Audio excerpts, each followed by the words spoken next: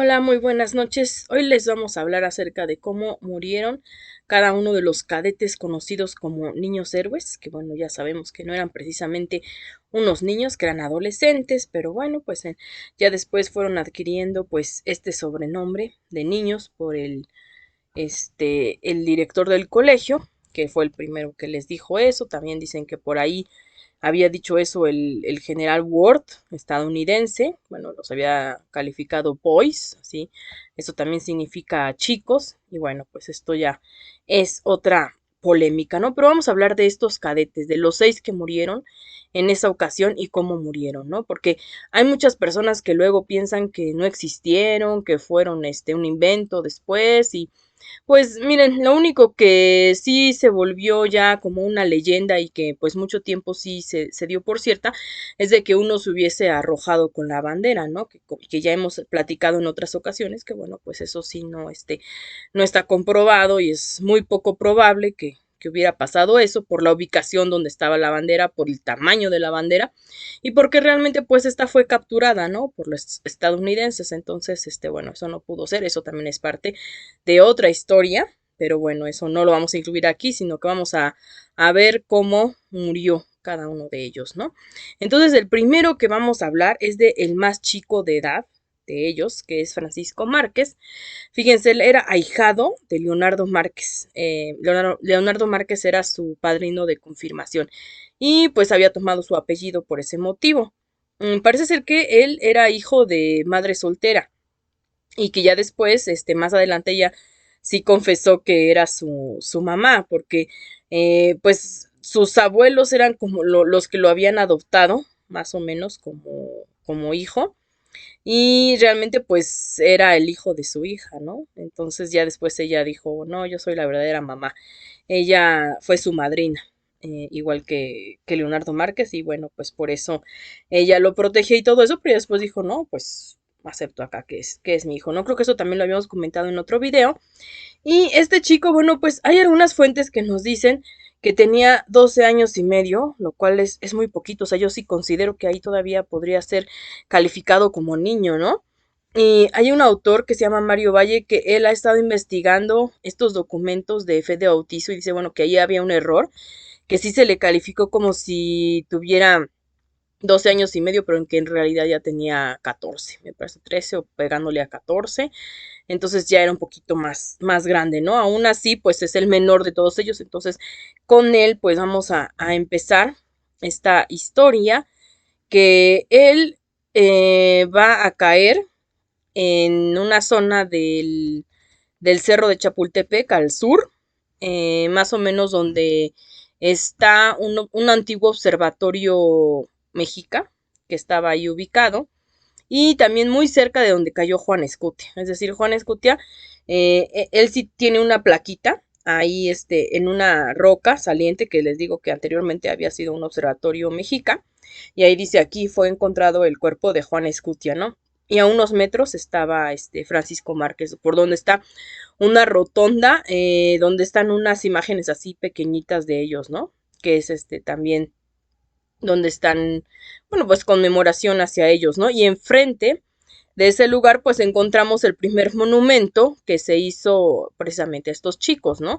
No solo a ellos, sino también a todos los sobrevivientes, a los que resultaron heridos y prisioneros, que lo hizo su ex compañero Ramón Rodríguez de Arangoiti. Entonces, enfrente de ese monumento, ahí van a encontrar estas dos zonas, ¿no? Donde cae Juan Escutia y donde cae Francisco Márquez. Entonces, esto de quién se había arrojado con la bandera, es por eso que se fue atribuyendo a varios de ellos, ¿no? Sabemos que eso es una leyenda, que eso no pudo haber sido, pero sí, en un momento también se pudo haber dicho, bueno, también Márquez pudo haberlo hecho, claro que ya habíamos quedado que pues no, pero decían por la zona, ¿no?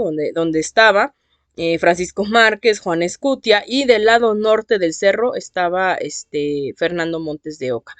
Entonces, entre ellos tres, y también entre Agustín Melgar, pero Agustín Melgar fue porque después fue objeto de un poema. Y entonces en ese poema se decía simbólicamente, decían, pero tú, Melgar, presentas tu pecho juvenil a las balas del invasor envuelto en la bandera de tu patria, más o menos así decía el poema, pero obviamente pues esto era de manera simbólica, ¿no? Porque no traía ninguna bandera, pero sí se enfrentó, ¿no? Y bueno, a él sí le dan balazos y le dan bayonetazos, no en el pecho porque si no lo hubieran matado inmediatamente, pero sí en una pierna y en un brazo que ya de él después hablaremos, ¿no? Entonces, bueno, pues este chico Francisco Márquez, pues lo van a encontrar ahí, en su cuerpo, ¿no? En esta zona sur del cerro. Y él, probablemente estaba en la misma zona donde estaba Juan Escutia. Ellos estaban de vigías. Entonces, pues sí, probablemente se cayeron de ahí.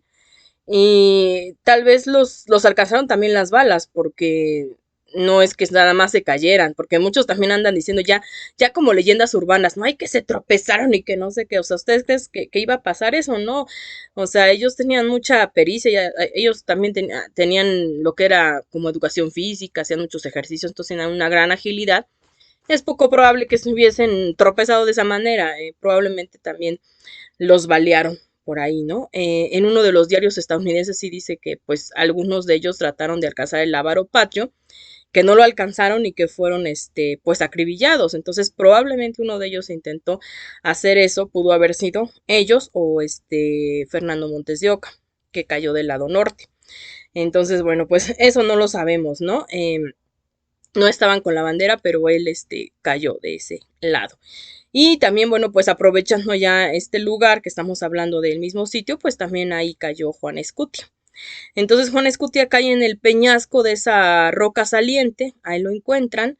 No sé si recuerdan ustedes ahí en las monografías, ¿no? De los que son como de mi generación, venía, ¿no? Ahí estrellado el pobre niño héroe, pero bueno, claro, ahí con la bandera, pero en realidad, bueno, pues aunque sin ella, de todas maneras, pues estos chicos defendieron su patria, ¿no? Ahí fueron encontrados sus cuerpos. Entonces vamos hacia ahora Fernando Montes de Oca, que él fue encontrado en el lado norte, también estrellado y baleado, pero él por la espalda. Entonces ahí lo que más o menos como que se considera es que pudo haber sido que él estaba ayudando a los otros cadetes, a los más pequeños, porque hay otros pues más chicos, a salir por una ventana que iba a dar hacia ese lado del cerro y que entonces lo vieron y que pues lo balearon por la espalda y él cae sobre esas rocas del lado norte, ¿no? En este caso de Fernando Montes de Oca, pues él ya le había comentado a su compañero José Tomás de Cuéllar, que después él por eso va a relatar esto, que tenía como un presentimiento funesto ese día, ¿no? Entonces yo creo que ya como que presentía que algo le iba a pasar.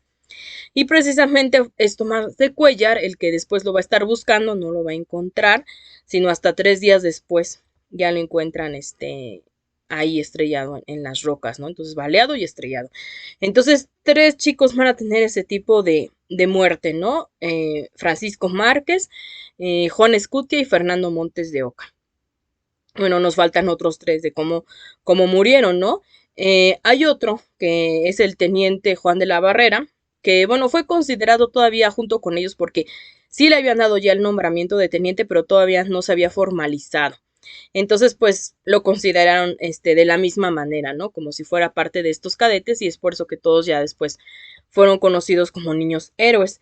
Pero entonces a él, bueno, pues le habían encargado que hiciera unas trincheras ahí, también de la parte sur, pero un poquito más atrás de donde cayeron Francisco Márquez y Juana Escutia. Y él muere en esas trincheras porque pues ahí avientan cañones los estadounidenses y ahí pues le da uno de estos cañones a Juan de la Barrera y ahí es donde muere precisamente en sus propias trincheras. Ahí lo van a encontrar. Entonces digamos ya tenemos a 3 compañeros abajo del cerro del lado sur, más o menos, ¿no? Y en arriba vamos a encontrar otros 2 y aparte del lado norte, pero del otro lado, vamos a encontrar a Fernando Montes de Oca. Entonces nos restan Agustín Melgar y Vicente Suárez. Entonces vamos a hablar ahorita de Vicente Suárez. Él estaba de centinela en una parte del castillo que se le conoce como una glorieta de la media luna. porque está en forma circular. Entonces por ahí también había unas escaleras que iban a dar hacia el techo y que bueno, por ahí sí se podía pasar hacia donde estaba la bandera. Pero si lo vemos actualmente, ese patio, si alguien hubiera agarrado la bandera de ese lado, pues no hubiera alcanzado a caer donde cayeron los otros compañeros. Entonces iba a estar demasiado difícil, ¿no? Que alguno de ellos hubiera hecho eso. Yo les digo luego cuando vamos a las visitas guiadas y que ven ese lugar, les digo, ubiquen cómo está pues este ambiente. Ahorita, bueno, pues nada más estamos platicándolo, pero cuando vayan ustedes lo pueden ver. Y realmente de haber sido así, pues hubiese tenido que desafiar de algún modo las leyes de la física, ¿no? Para poder cruzar todo eso y no caer en el patio interior, sino en el cerro, ¿no? Ya fuese del lado sur o del lado norte, más difícil en el lado norte. Entonces no hubiese podido hacer eso, ¿no? Pero tenemos testimonios también de cómo murió Vicente Suárez, que no fue con ninguna bandera, aunque él también estaba ahí de centinela, sino que vio que se aproximaba una columna de norteamericanos. Y en ese momento, pues, algunos de sus compañeros los estaba guiando el capitán Alvarado para que se fueran, porque pues la orden de los directores de Monterde y de Nicolás Bravo, que en ese tiempo también estaba fungiendo ahí como director, había sido que ya no lucharan los muchachos, que ya trataran de salvarlos, ¿no? Sin embargo, pues como vemos, hay algunos, principalmente estos 6, que son los que sí van a enfrentarse, ¿no? Con estos resultados, ellos muertos, otros heridos, y bueno, pues muchos prisioneros, ¿no? Pero trataban de que los muchachos no vivieran ese tipo de cosas, ¿no? Se habían quedado aproximadamente 50 cadetes, eran como 200 la población de estudiantes, y pues unos días antes sí les habían dado permiso de que salieran porque decían esto ya es muy probable que este lugar sea atacado. Entonces los que se quedaron fue de manera voluntaria, ¿no? Y de ellos, pues de los 50 que se quedaron, pues ya sabemos, ¿no? Mueren estos 6 y otros resultan heridos, ¿no? Y la mayoría resulta prisioneros. Y bueno, pues de Vicente Suárez, entonces nos quedamos en que vio pasar esta columna de norteamericanos, se mete en medio y él empieza a defenderlos ahí. Cuenta tanto Ignacio Molina como José Tomás de Cuellar, que él también está a una corta distancia. Él estaba con algunos miembros del batallón de San Blas, que ya algunos habían muerto incluso a un lado de él. Ya se acuerdan que el batallón de San Blas los apoyó, ¿no? Y también parte de la Guardia Nacional. Bueno, pues ahí está José Tomás de Cuellar y vio a Vicente Suárez y dice, salió a defendernos con su pequeño fusil y pues ahí lo mataron, ¿no? Es decir, bueno, pues los norteamericanos ven que los está atacando, pues ellos también como que le echan montón y matan a Vicente Suárez, ¿no? Entonces, a él después, cuando están reuniendo los cadáveres, pues lo va a reconocer José Tomás de Cuellar, ¿no? Eso, él después lo va a contar en un discurso que da y en sus memorias. Entonces, pues también es importante este testimonio, ¿no? Y bueno, pues de Agustín Melgar, los testimonios también los da tanto José Tomás de Cuellar como Ignacio Molina como Teófilo Noris. Entonces ellos, Agustín Melgar también estaba en esa zona de lo que les digo como la rotonda de la media luna, y ahí habían llegado las órdenes de que ya no se enfrentaran, ¿no? Estos muchachos. Y entonces cuenta Ignacio Molina que ellos pues protestaron, ¿no? Ante eso, decían, es que nosotros sí queríamos pelear, o sea, queríamos como intentarlo. Ya no fue posible y entonces lo que hace Ignacio Molina y los compañeros que estaban con él es estrellar los fusiles en la pared para por lo menos dejarlos inservibles y que no los aprovechara pues el ejército norteamericano. Eso lo hacen en un salón contiguo que está pegadito a donde está estas escaleras que les digo, que por cierto, en esa torre donde adentro están esas escaleras, ahí van a ver la placa precisamente donde murió Vicente Suárez. Entonces, cuando vayan al castillo, pues ahí lo buscan y van a saber que esa zona, bueno, pues ya los dos salones que están aledaños ahí es donde estuvo Ignacio Molina, y en el siguiente va a estar Agustín Melgar, ¿no? Este salón donde estaba Agustín Melgar, pues sí lo habían utilizado antes ellos como dormitorio, entonces por eso había unos colchones ahí, porque se estaban preparando para pues lo que iba a venir, ¿no? Probablemente esta batalla que sí fue, bueno, que que sí se efectuó realmente.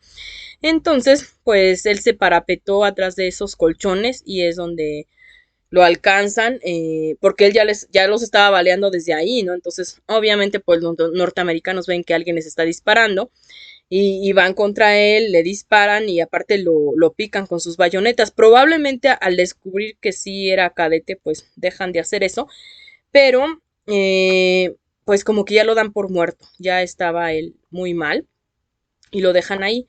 Y pues ya, se van, esto es un poco antes de las 11 de la mañana. eh, Él es el único que no muere instantáneamente, porque los demás sí, o sea, ya Juan de la Barrera con el cañonazo muerto, ¿no? Los otros, baleados y estrellados en las rocas, muertos. Vicente Suárez atacado ahí con unos montoneros, muerto también. Agustín Melgar no, todavía va a estar agonizando mucho tiempo ahí y lo van a ir a buscar tres de sus compañeros que ya habían sido hechos prisioneros, pero ya había pasado más o menos como una hora, entonces aproximadamente como a las 12 del día van a pedir permiso, aún ya estando prisioneros, de ir a buscar a Agustín Melgar, porque ellos como que sospechaban que todavía lo podían encontrar, ¿no? Eh, Parece ser que ellos tenían noticias, ¿no? De que él había estado ahí, en ese patio, y entonces, bueno, obtienen esa autorización y efectivamente, ¿no? Ya lo van a encontrar allí, pues, desangrándose. Entonces, entre Miramón, entre Ignacio de la Pesa y Antonio Solá, lo van a, pues, ayudar a cargarlo para traerlo a lo que se había improvisado como una enfermería, que eso es actualmente, pues, donde está un salón, donde están quienes han sido presidentes. Bueno, ya cuando vayamos a las visitas ya se los voy a mostrar.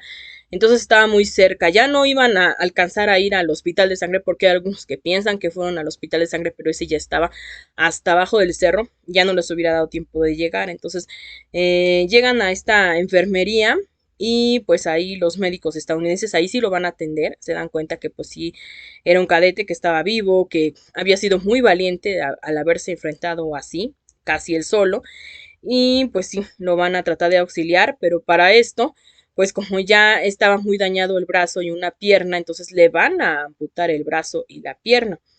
Y pues imagínense también grandes dolores ahí porque pues no había anestesia ni nada. Entonces, esto de hecho lo cuenta también el primo de Ignacio de la Pesa, Juan de Dios Pesa, que él va también a contar este relato. Y Antonio Sola también va a dar el testimonio de que ya después, pues lamentablemente dura solamente pues un tiempo más y ya en la madrugada del 14 de septiembre, pues va a morir, incluso se va a caer hasta de una como mesa donde lo habían subido para que hicieran la operación, pues muere ya entre grandes dolores, y Agustín Melgar, ¿no? Y bueno, pues así es como termina la vida de todos estos muchachos, de estos cadetes, como les digo, pues ninguno se arroja con la bandera, pero pues sus muertes están bastante impresionantes. Y bueno, pues todos en lo que sí estamos de acuerdo en que murieron por la patria, ¿no? Así que esto es la pequeña historia de cómo pues fueron sus muertes de estos cadetes. Y nos vemos en otra ocasión para otra historia más acerca de esta gran historia que fue de los niños héroes, pero vamos a empezar a contarlo en pequeñas, como digo yo a veces, en pequeñas dosis para que no se haga muy pesada. Hasta luego.